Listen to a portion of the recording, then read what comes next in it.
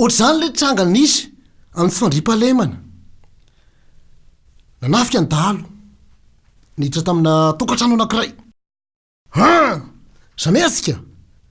de le dahalo maranitra be boakely natonony anlahy aiza misy ny boatin-drakitra ny laisany aiza manana boatin-drakitra va ilaisany manana boatin-drakitra va ilaisany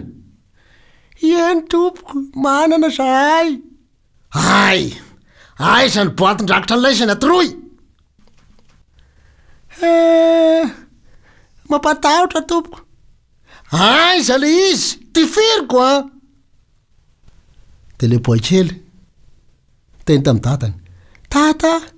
ho atoriko ve tsy mila miarany dadany lala aiza ny boatin-drakitra ny laisany atroy tata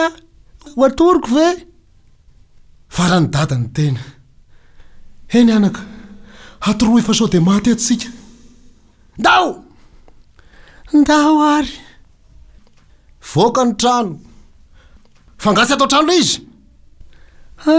tsy ato fa ry amy takotakona ry ndao ary rehefa tonga tany aiza